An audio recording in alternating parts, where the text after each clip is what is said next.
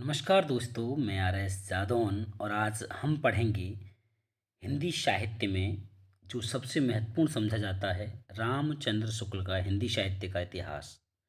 उसमें जो वीर गाथा काल है जहाँ से साहित्य की स्टार्टिंग होती है, तो हम आज वीर गाथा काल को देखेंगे।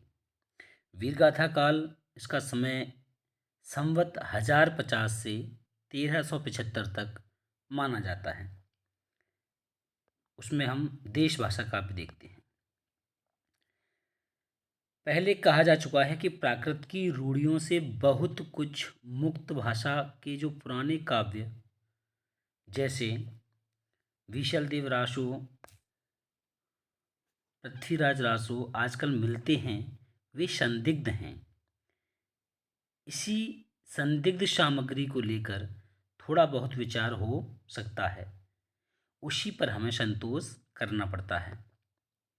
इतना अनुमान तो किया ही जा सकता है कि प्राकृत पढ़े पंडित ही उस समय कविता नहीं करते थे।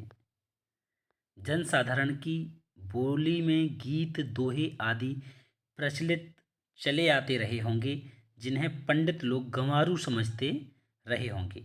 ऐसी कविताएं राजसभाओं तक भी पहुंच जाती रही होंगी। राजा भोज जस मूसर चंद कहने वालों के सिवा देश भाषा में सुंदर भाव भरी कविता करने वाले भी अवश्य रहे होंगे। राजसभाओं में सुनाए जाने वाले नीति श्रृंगार आदि विषय प्रायः दोहों में कहे जाते थे और वीर रस के पद्य छप्पे में।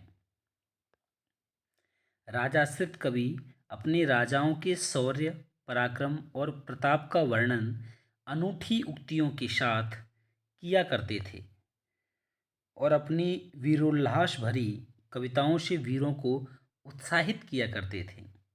ऐसे राजाश्रित कवियों की रचनाओं के रक्षित रहने का अधिक सुविधा था।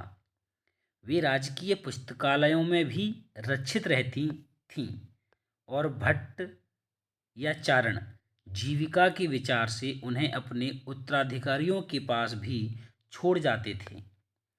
उत्तरोत्तर भट्ट चारणों की परंपराओं में चलते रहने से उनमें फेरफार भी बहुत कुछ होता रहा।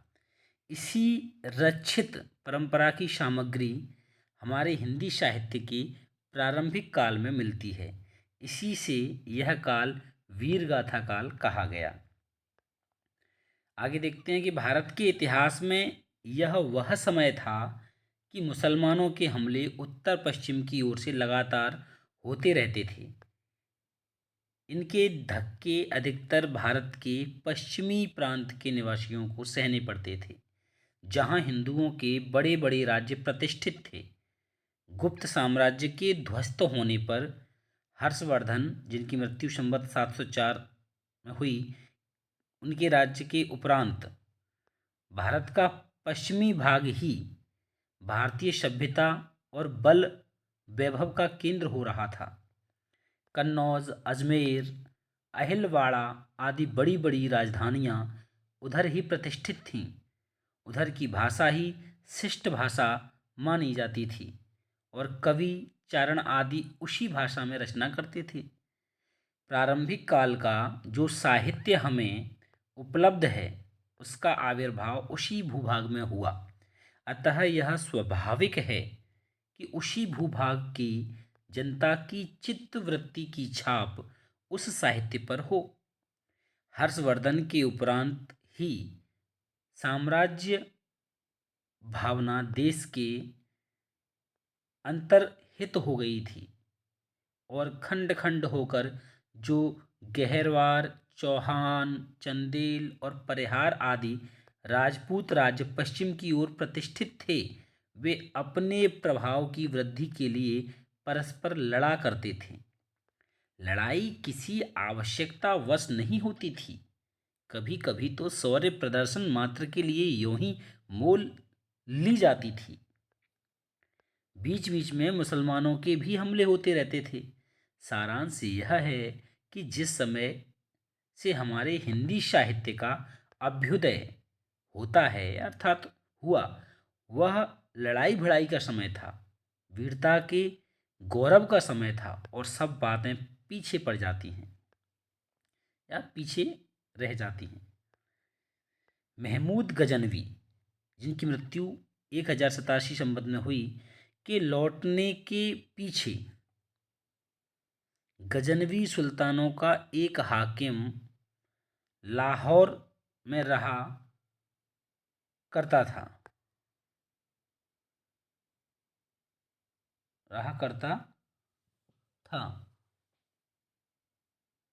और वहाँ से लूट मार के लिए देश के भिन्न भिन्न भागों पर, विशेषतः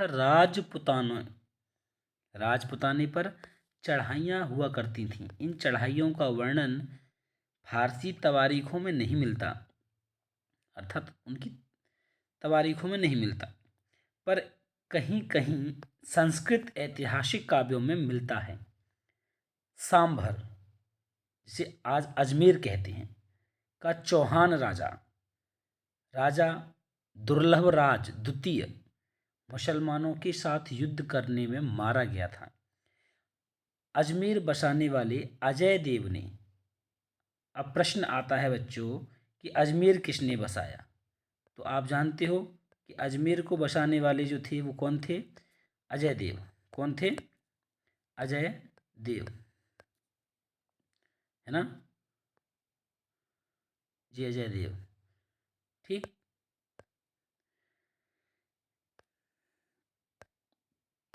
मुसलमानों को परास्त किया था। अजय देव के पुत्र अर्णोराज, इन्हें हम आना कहते हैं। क्या बोलते हैं इनको? इनको हम आना भी कहते हैं। अर्णोराज का नाम क्या था? आना। के समय मुसलमानों की सेना फिर पुष्कर की घाटी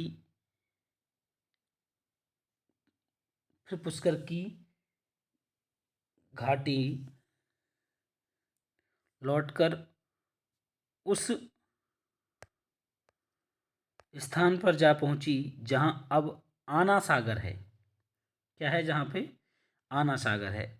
अर्णोराज ने उस सेना का संहार कर बड़ी भारी विजय प्राप्त की। वहां म्लेच्छ मुसलमानों का रक्त गिरा था। इससे उस स्थान को अपवित्र मानकर वहां अर्णोराज ने एक बड़ा तालाब बनवा दिया जो आना सागर कहलाया, क्योंकि अर्णोराज का एक निकनेम क्या था? आना। तो आना सागर कहलाया। आना के पुत्र बीशल देव, आना के पुत्र यानी अर्णोराज के पुत्र बीशल देव, जिन्हें हम विग्रहराज चतुर्थ कहते हैं, के समय में वर्तमान किशनगढ़ राज्य तक मुसलमानों की सेना चढ़ आई, जिसे परास्त कर बीशल देव आर्यावर्त से मुसलमानों को निकालने के लिए उत्तर की ओर बढ़ा। उसने दिल्ली और झांसी के प्रदेश अपने राज्य में मिलाए और आर्यावर्त के एक बड़े भूभाग से मुसलमानों को निकाल दिया।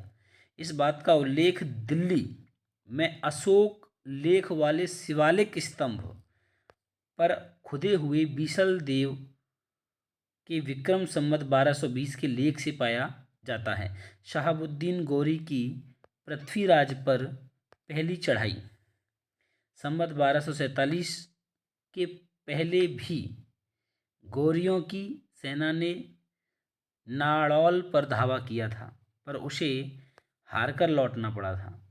इस प्रकार महाराज पृथ्वीराज के मारे जाने और दिल्ली तथा अजमेर पर मुसलमानों का अधिकार हो जाने के पीछे भी बहुत दिनों तक राजपुताने आदि में कई स्वतंत्र हिंदू राजा थे जो बराबर मुसलमानों से लड़ते रहे। इसमें सबसे प्रसिद्ध रणथंभौर के महाराज हम्मीरदेव हुए। कौन हुए? हम्मीरदेव। जो हम्मीरदेव हुए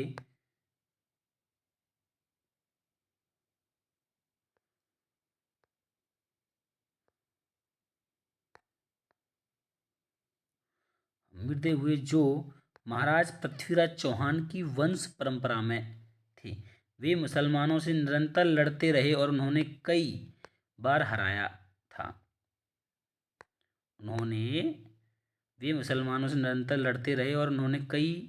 उन्हें कई बार हराया था।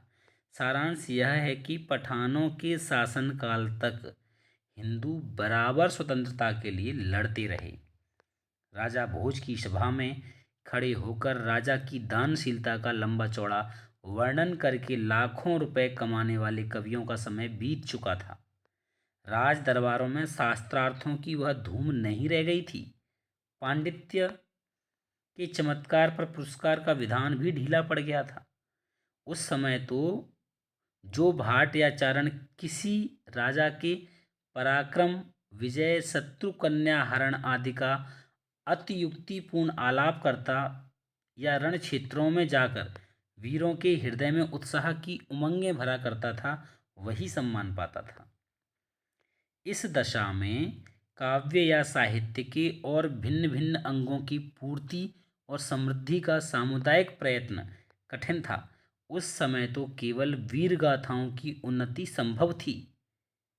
इस वीर गाथा को हम दोनों रूपों में पाते हैं, मुक्तक के रूप में भी और प्रबंध के रूप में भी। फुटकल रचनाओं का विचार छोड़कर यहाँ वीर गाथात्मक प्रबंध काव्यों का ही उल्लेख किया जाता है। जैसे यूरोप में वीर गाथाओं का प्रसंग युद्ध और प्रेम रहा, वैसे ही यहाँ भी था।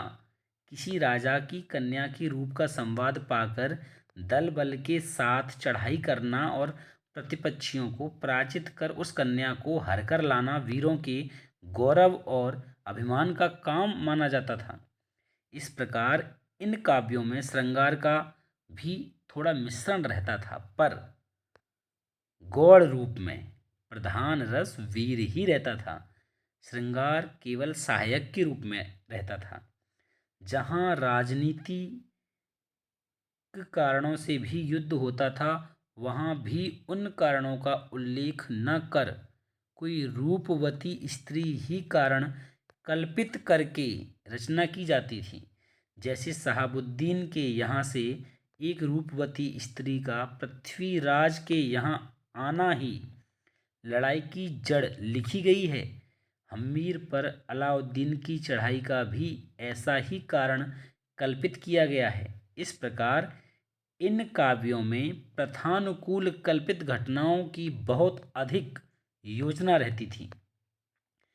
ये वीर गाथाएं दो रूपों में मिलती हैं, प्रबंध काव्य के साहित्य के रूप में और वीर गीतों, जिन्हें हम बैमार्ट्स कहते हैं। ध्यान रखें, वीर गीतों को बैमार्ट्स के रूप में साहित्यिक प्रबंध के रूप में जो प्राचीन ग्रंथ उपलब्ध हैं, साहित्यिक प्रबंध के रूप में जो प्राचीन ग्रंथ उपलब्ध हैं वह है पृथ्वीराज रासो। और वीर गीत के रूप में हमें सबसे पुरानी पुस्तक बीशल देव रासो मिलती है। यद्यपि उसमें समयानुसार भाषा के परिवर्तन का आभास मिलता है। जो रचना कई 100 वर्षों से लोगों में बराबर गाई जाती रही हो, उसकी भाषा अपने मूल रूप में नहीं रह सकती। इसका प्रत्यक्ष उदाहरण आल्हा है, जिसके गाने वाले प्रायः समस्त उत्तरी भारत में पाए जाते हैं। यहाँ पर वीर काल के उन ग्रंथों का उल्लेख किया जाता है जिसकी या तो प्रतियां मिलती हैं या कहीं उल्लेख मात्र पाया जाता है। ये ग्रंथ रासो कहलाते हैं। कुछ लोग इस शब्द का संबंध रहस्य से बतलाते हैं, पर बीशल देव रासो में काव्य के अर्थ में रसायन शब्द बार बार आया है। रसायन शब्द कहाँ आया है, ये प्रश्न कई बार आता है। तो बीशल देव रासो में रसायन शब्द का उल्लेख कहाँ मिलता है? बीशल देव रासो में काव्य के अर्थ में रसायन शब्द बार बार आया है। अतः हमारी समझ में इसी रसायन शब्द से होते होते रासो हो गया। धन्यवाद दोस्तों। अगर वीडियो अच्छा लगे तो कृपया करके सब्सक्राइब जरूर करें, क्योंकि धीरे धीरे इसके सारे अगले पार्ट डाले जाएंगे जो आपको प्राप्त होते रहें, जिससे आप हिंदी साहित्य के इतिहास को जान पाएं। अच्छा लगे तो अन्य ग्रुपों में आप शेयर करें, अन्य लोगों को भेजें, लाइक करें और कमेंट करके ज़रूर बताएं कि आपको ये कैसा लगा। आलस ना करें। धन्यवाद दोस्तों।